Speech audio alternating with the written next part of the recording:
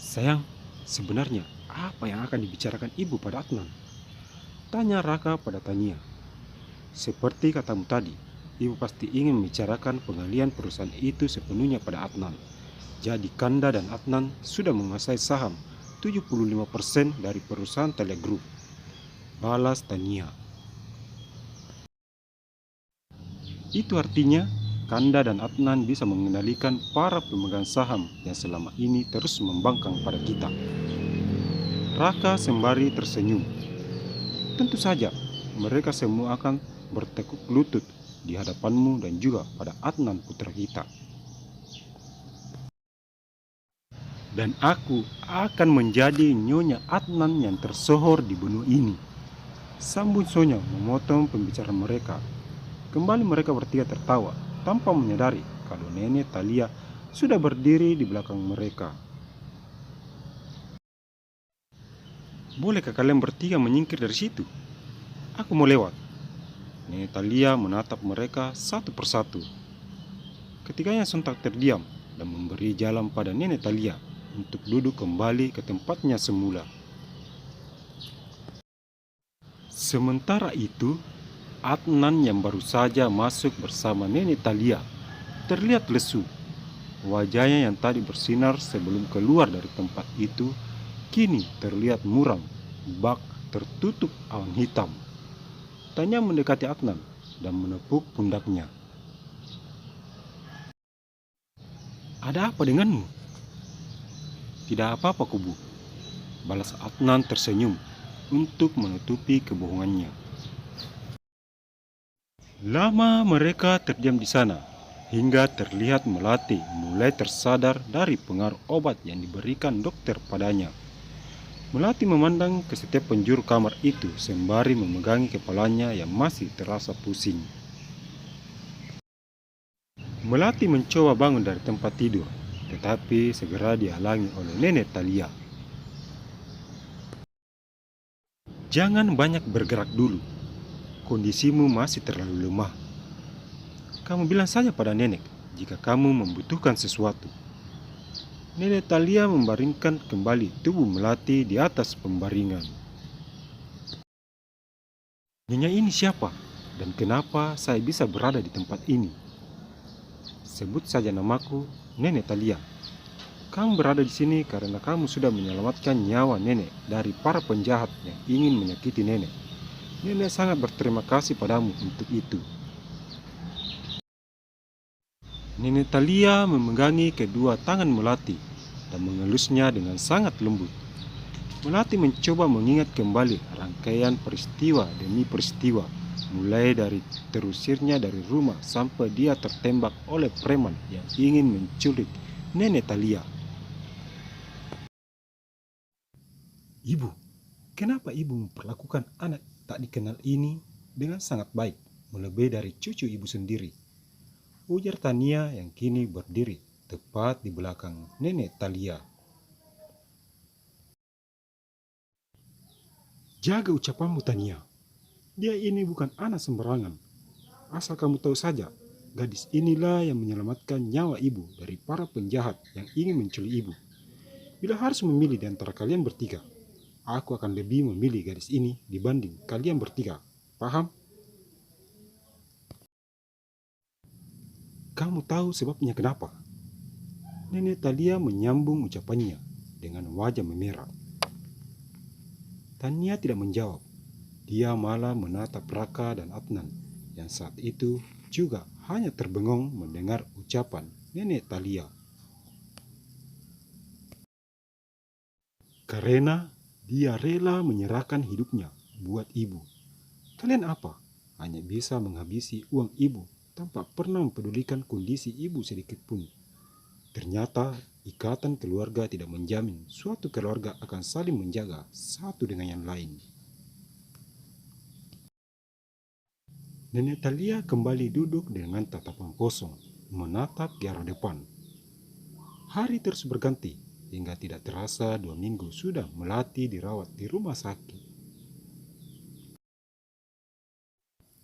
Nenek Thalia tidak pernah absen untuk datang ke sana, sekedar melihat atau menemani Melati bercerita. Hari ini, Melati sudah bersiap-siap untuk pulang. Semua pakaiannya sudah ia masukkan ke dalam tas. Tentunya dibantu oleh nenek Talia dan seorang asisten rumah tangganya. Apa semua barang-barangmu sudah tidak ada ketinggalan lagi, Melati? Tanya nenek Talia yang saat itu mengancing tas Melati.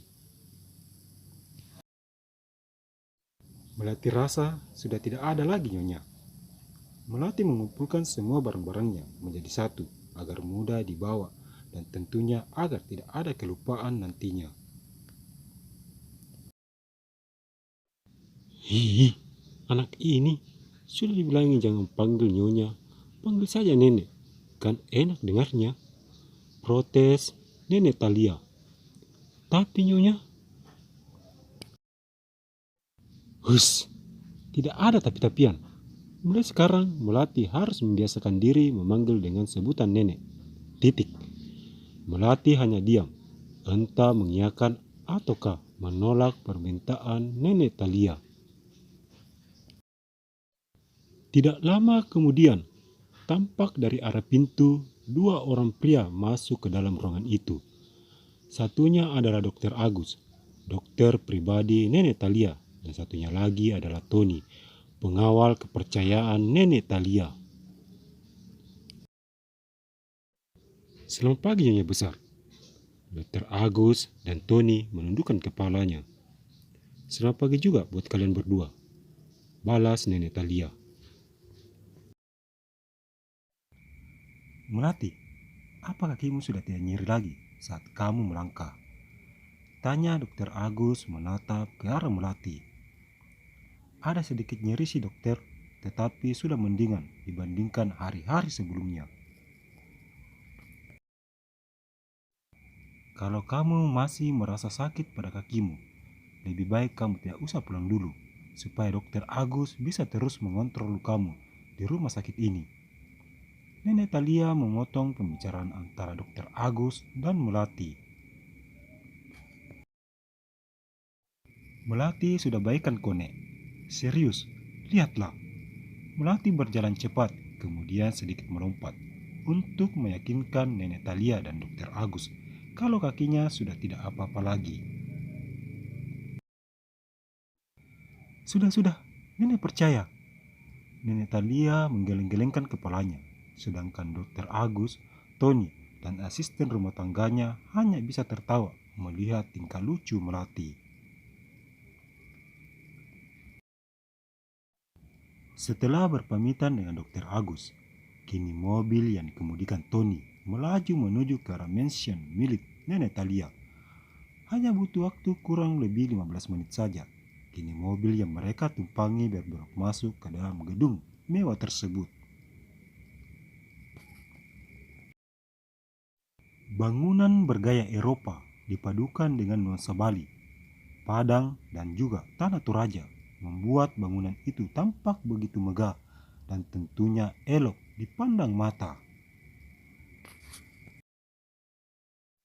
Melati tidak henti-hentinya mengagumi keindahan mansion milik Nenek Talia hingga dia harus terhenti ketika sebuah tangan menepuk pundaknya. Apa kamu tidak pernah melihat gedung semewah ini? Ujar Tania dan tersenyum ke arah Nenek Talia yang sudah sejak tadi berada di depan pintu menunggui Melati. Melati hanya diam. Ucapan Tania memang benar. Melati, cepat kemari, di luar panas, teriak Nenek Talia pada Melati. Baik Nek, balas Melati meninggalkan Tania begitu saja. Awas saja kamu nanti, aku tidak akan membiarkanmu hidup enak di mansion ini. Tania tersenyum getir dan mengikuti langkah Melati.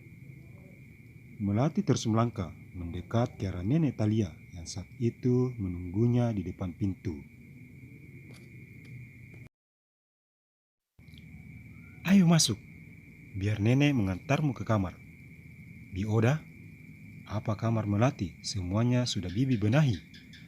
Tanya Nenek Talia. kepada kepala pelayan yang saat itu berdiri di sampingnya. Sudah Nyonya Besar. Semuanya sudah Bibi benahi seperti perintah Nyonya Besar tadi pagi. Jawab Bi Oda. Terima kasih Bi. Ayo Mel. Nenek Thalia menarik tangan Melati masuk ke dalam mansion.